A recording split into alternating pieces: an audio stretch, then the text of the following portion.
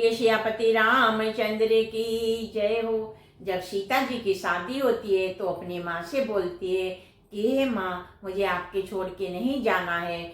और उधर राम जी से शादी की भी मन में बहुत खुशी है।